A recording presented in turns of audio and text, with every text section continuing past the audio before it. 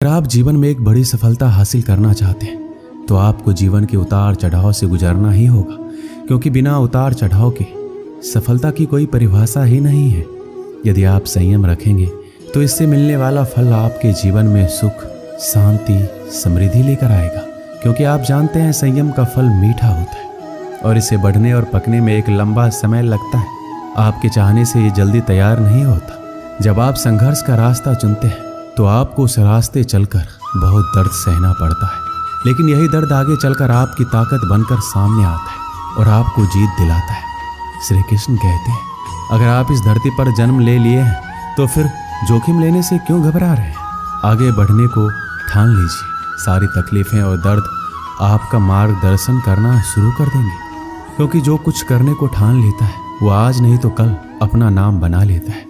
यदि आप खुद की कमियों को दूर नहीं कर पा रहे हैं तो आप ये मान लीजिए कि आप जितनी तेजी से आगे बढ़ने का प्रयास करेंगे उतनी ही तेजी से आप नीचे भी गिरेंगे। इसलिए जीवन में आगे बढ़ने से पहले अपनी कमियों पर विजय हासिल कीजिए, क्योंकि कमियों को हराना भी एक सफलता है। यदि आप जीवन के अंधेरे से बाहर निकलना चाहते हैं तो आपको अपने दिमाग में अच्छे विचारों का दीप जलाना होगा, क्योंकि यही वह एक तरीका है जिसे अपनाकर आप अपने जीवन के अंधकार को दूर कर सकते हैं। अगर आप चाहते हैं कि आप जीवन में कभी निराश ना हो तो आप अपनी कमजोरी किसी को ना बताइए, क्योंकि लोग उस कमजोर दीवार की ईंटें ले जाकर अपने घर बनाएंगे। मतलब कि लोग आपकी कमजोरी का फायदा उठाएंगे। इसलिए आप अपनी कमजोरी को भूलकर साहस के साथ आगे बढ़िए, मंजिल जरूर मिलेगी। अगर आप अपने दिल और दिमाग को मैला करना चाहते हैं तो आप अपने दिल और दिमाग की बुरी यादें और बुरे विचारों से भर लीजिए। लेकिन हाँ, मैं आपसे ये कहना चाहूँगा कि बुरी यादें और बुरे विचारों को दिल और दिमाग में बिठाना आसान है, लेकिन इन्हें दोबारा बाहर फेंकना आसान नहीं होता। इसलिए आप सोच समझकर निर्णय लीजिए ताकि आपका भविष्य सुरक्षित रहे। यदि आप सोचते हैं कि आप मेहनत बहुत करते हैं पर आप कहीं पहुँच नहीं पा रहे तो आप सिर्फ एक गलती कर रहे हैं। आप मेहनत बहुत करते हैं पर अपने मन में हार जाने का डर बिठा रखे और ये डर आपको जकड़ रखा है। मेरी मानिए तो मेहनत आप कर रहे हैं उसे पूरी लगन और ईमानदारी से करते रहिए। आप अपने आप पर विश्वास रखिए और हार के बारे में ना सोचकर सिर्फ जीतने के बारे में सोचिए।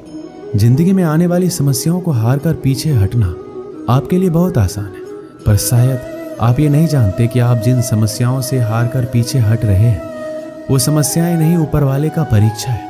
अगर आप इस परीक्षा में पास हो जाते तो आपका जीवन सुख, शांति और समृद्धि से भर जाएगा। कुछ लोग सपने देखकर सो जाते हैं, कुछ लोग जागते हुए देखते हैं।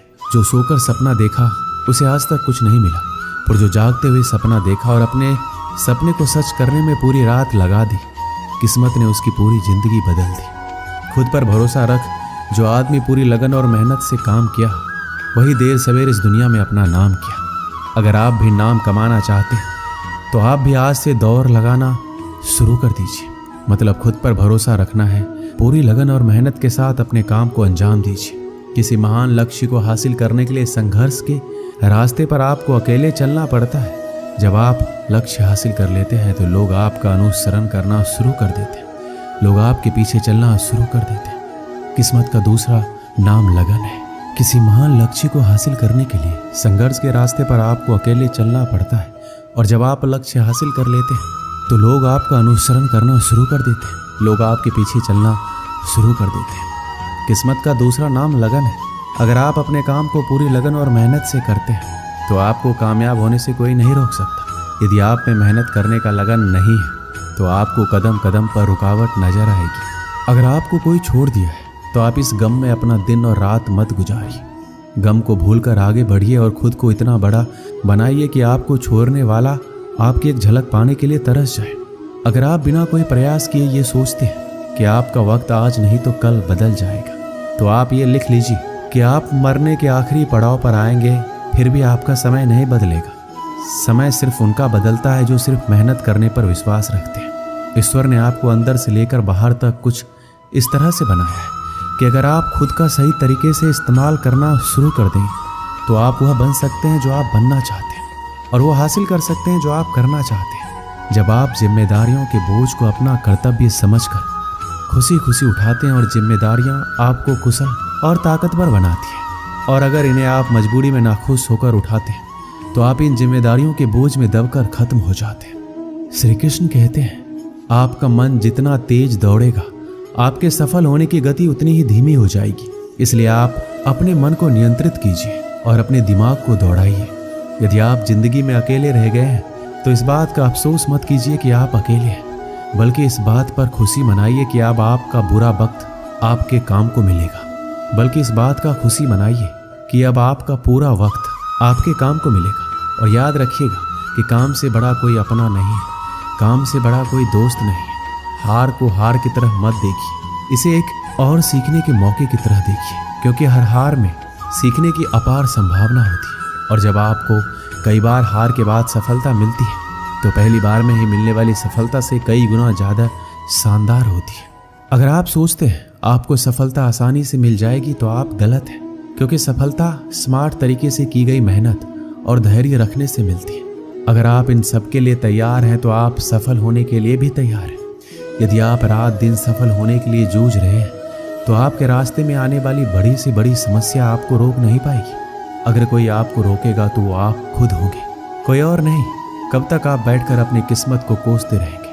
कभी न कभी आपको पूरे जोश के साथ उठना होगा, पूरी लगन और मेहनत के साथ काम करके अपनी किस्मत को बदलना होगा। अगर आपका ध्यान आपके लक्ष्य पर नहीं है तो आप इस बात पर ध्यान दीजिए कि आपका ध्यान किस तरफ है, क्योंकि जिस तरफ आपका पूरा ध्यान होगा वही आपके जीवन में घटित होगा और वही आप हासिल भी करेंगे। मधुबन गांव में सुमन नाम की एक लड़की रहती थी जिसकी उम्र मात्र 12 साल की थी। वह कभी स्कूल नहीं गई, फिर भी वह कुछ ऐसा करने का सपना देखती थी जिससे वह पूरी दुनिया में मशहूर हो जाए। सुमन के गांव वाले हमेशा उसे पगली कहते थे, क्योंकि वह कभी स्कूल नहीं गई फिर भी वह जिंदगी में कुछ बड़ा करने का सपना देखती थी। गांव वाले सुमन के पिताजी पर इस बात को लेकर दबाव बनाते थे कि सुमन पढ़ी लिखी नहीं है, इसलिए जल्द से जल्द इसकी शादी कर दो, वरना आगे चलकर बहुत मुश्किल होगी। सुमन के पिता गांव वालों की बात से पूरी तरह सहमत थे, पर सुमन सहमत नहीं थी। उसे तो शादी नहीं बल्कि पूरी दुनिया में नाम कमाना था, कुछ ऐसा करना था जिससे उस पर लोगों को बेटी होने पर गर्व हो। सुमन के लिए ये सब कुछ करना आसान नहीं था। गांव वाले इस बात से बेखबर थे कि वाकई सुमन करना क्या चाहती है। वह किसी को इस बारे में नहीं बताई थी कि वह एक अच्छा चित्रकार है। उसे बचपन से चित्र बनाना बहुत अच्छा लगता था। शायद यही वजह थी कि उसका मन पढ़ने में नहीं लगता था और इस वजह से वह कभी स्कूल भी नहीं गई। उसके पिताजी को चित्र बनाना अच्छा नहीं लगता था। उन्होंने कई बार सुमन के बनाए गए चित्र को आग के हवाले कर दिया था, फिर भी सुमन हार नहीं मानी। वह चित्रकारी करती गई और करती गई। जब सुमन नहीं मानी तो उसके पिताजी ने उसे उसके हाल पर छोड़ दिया। एक दिन सुमन अपने कमरे में चित्र बनाने में इतनी खोई हुई थी कि उसके पिताजी उसके पास आकर खड़े हो गए। उसे बिल्कुल एहसास नहीं हुआ। सुमन के पिताजी ने कहा, सुमन तुम नहीं मानोगी, ये बेवकूफ़ी वाला काम तुम्हारे किसी काम का नहीं आने वाला है। सुमन दुखी मन से बोली, पापा आप हमेशा मुझे नीचा क्यों गिराना चाहते हैं?